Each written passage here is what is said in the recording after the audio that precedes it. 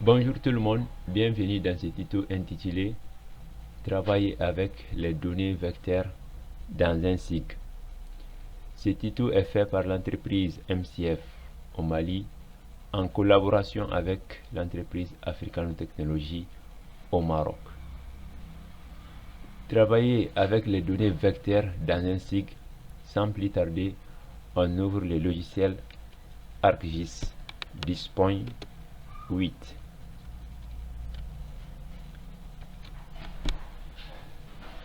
Donc, dans Arc Catalogue, comme on a vu l'interface Arc Catalogue, l'interface Arc Map, et en même temps on a vu Arc Catalogue dans les tutos passés.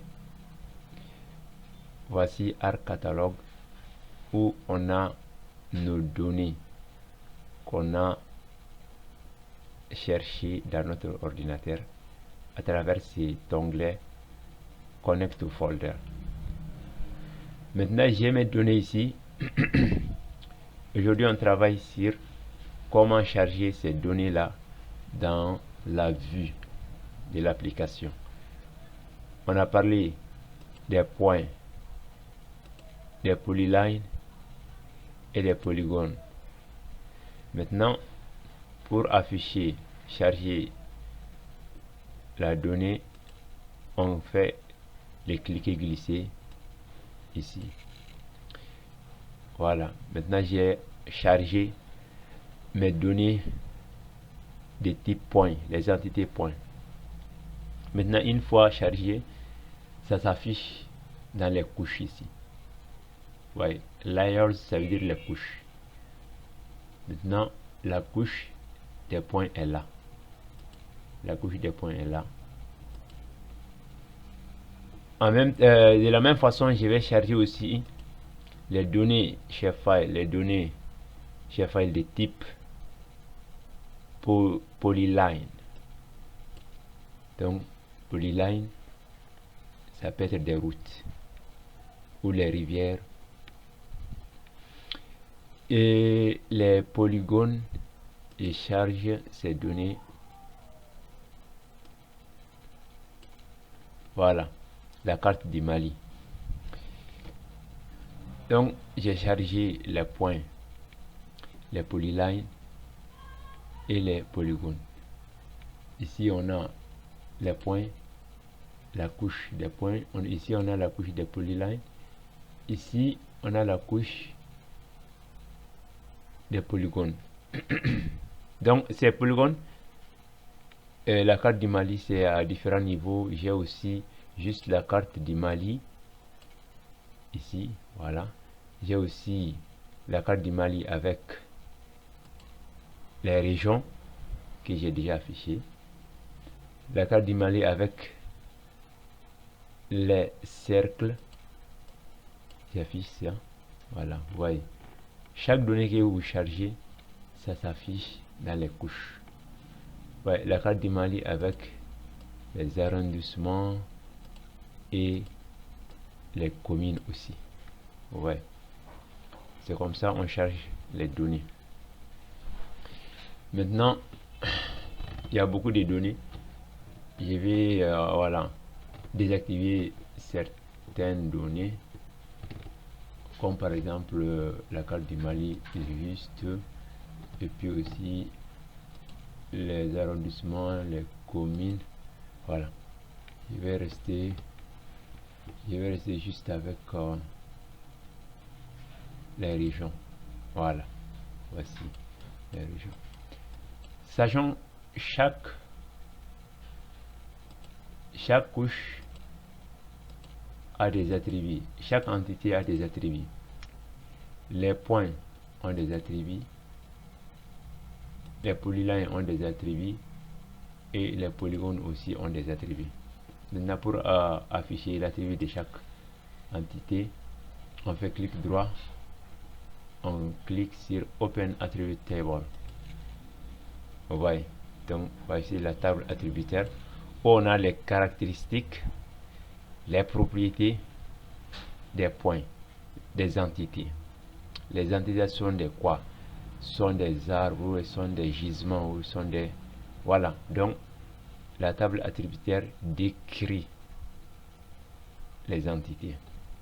Maintenant ici, j'ai fait juste un inventaire des gisements du Mali. Bon, j'ai placé quelques points, bon, pour moi qui représentent les différents gisements du Mali et que j'ai nommé gisement 1, gisement 2, voilà, gisement 1, gisement 2, gisement 3 et ainsi de suite. Ça c'est la table attributaire. On a les noms des gisements ici. D'abord ça te donne les types de la forme de l'entité, c'est des points. Shape, c'est-à-dire la forme, c'est des points. Le nombre de ces points ou de ces gisements est marqué ici. Ouais. 67